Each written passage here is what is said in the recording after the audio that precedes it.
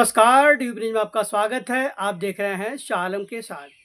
तो आइए रुक करते हैं खबरों की ओर। खुकुंदू थाना क्षेत्र के यूपी पब्लिक स्कूल में साइंस, आर्ट एवं सोशल एग्जीबिशन का किया गया आयोजन, जहां पे विज्ञान, मॉडल, कलाकृति और सामाजिक विषयों पर बच्चों ने अपनी अपनी प्रोजेक्ट को तैयार करके प्रदर्शित किया।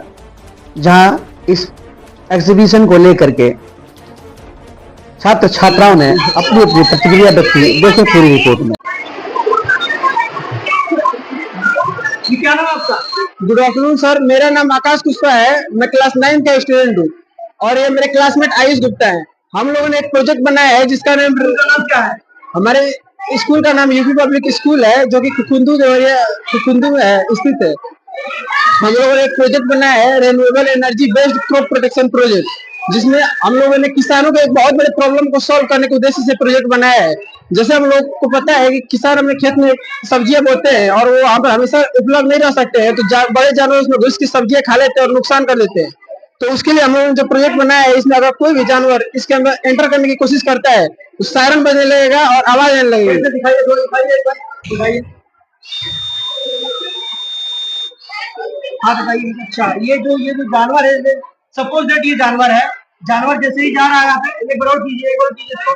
जानवर जैसे ही जा रहा है, यहाँ पर सर्किट कंप्लीट हो जा रहा है। ये देख सकते हैं आप, जैसे ही टच कर रहा है, ये बीप की आवाज आ रही है।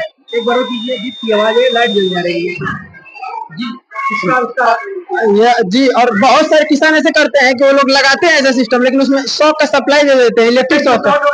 नहीं, जानवर को शॉक बहुत किसान करते हैं कि सप्लाई देते हैं तो जानवर को शॉक लगता है, और कोई आदमी को, किसी इंसान को अगर उसके बारे में जानकारी नहीं, छू देता है या कोई बच्चा खेलते खेलते उसको छू देता है तो बहुत बड़ा दुर्घटना भी घट सकता है। उसके लिए हम लोगों ने ट्रांजिस्टर का प्रयोग किया है, जिससे अगर जो भी है इसमें इलेक्ट्रिसिटी सप्लाई हो रहा है लेकिन किसी को शॉक नहीं लगेगा, उससे बस सिग्नल ट्रांसमिट हो रहा है, जिसकी वजह से बजर हमारा वीप कर रहा है।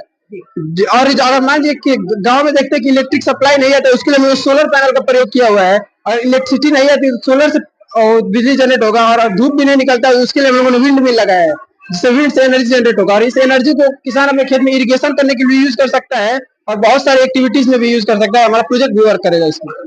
क्या नाम आपका? I am Supriya from class 9. Today we are represent self-existing ecosystem. Ecosystem मतलब कह सकते हैं हम लोग जो सर्वाइवल के लिए जितने चीजों की आवश्यकताएं पड़ती है उसे इकोसिस्टम कहते हैं। इसमें हम लोगों ने ये बताया है कि जो हमारे पहले के पूर्वज थे वो बाग बगीचे लगाते थे, ज्यादा से ज्यादा पेड़ पौधे लगाते थे, जिससे हमारे पर्यावरण को बिल्कुल प्रदूषण नहीं होता था।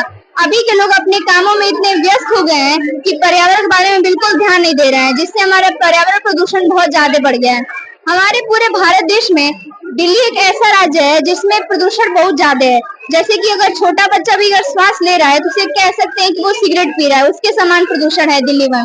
तो हमारा ये जैसे इसमें ये है कि इसमें बायोटिक कंपोनेंट्स और अबायोटिक दो होते हैं। बायोटिक मतलब लिविंग थिंग्स और अबायोटिक मतलब non living thing. Living things में आगे से प्लांट्स हो गए जो हमें फ्रूट्स और वेजिटेबल्स दोनों देते हैं, और नॉन लिविंग थिंग्स में आगे से सॉइल हो गया, स्टोन हो गया, ये सब हो गए चीजें।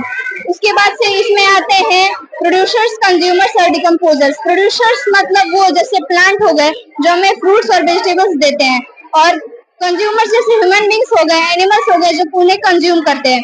डिकम्पोजर्स मतलब जो प्लांट मतलब ग्रो नहीं कर पा रहा है, उग नहीं पा रहा है, उसे डिकम्पोजर्स, इंसेक्ट्स वगैरह उसे सड़ा गला करके और मिट्टी में मिला देते हैं, जिससे सॉइल फर्टाइल हो जाता है। हमारे इस प्रोजेक्ट का उद्देश्य है यूपी पब्लिक स्कूल में लोग होते थे वो पेड़ लगाते थे तो पर्यावरण शुद्ध होता था। अब के जमाने के जो लोग हैं वो पर्यावरण को शुद्ध नहीं रख पा रहे हैं, क्योंकि उनके पास उसके अलावा बहुत सारे कार्य हो गए हैं। तो इसका ये उद्देश्य है कि पेड़ लगाने से हमारा पर्यावरण बहुत ही शुद्ध होगा, तो इसलिए न्यू जो जनरेशन आने वाली है उनके लिए बहुत ही लाभदायक होगा, इसलिए पेड़ लगाना बहुत आवश्यक है। धन्यवाद। ये जो यहाँ चल रहा है इसको मतलब क्या कहेंगे, क्या चल रहा है? Science exhibition. Science exhibition. आपका प्रोजेक्ट क्या है? Women digestive system. इसके बारे में कुछ बताएं। जैसे कि जो हम खाना खाते हैं वो फूड पाइप के रास्ते से स्टोमक के पास जाता है, स्टोमक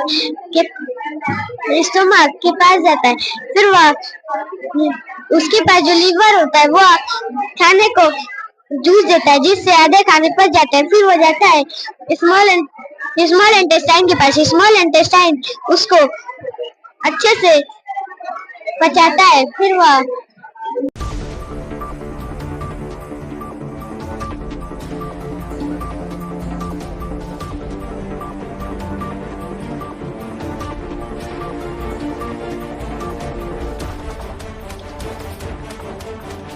ऐसे ही खबरें देखने के लिए हमारे चैनल को लाइक करें, कमेंट करें और शेयर करें।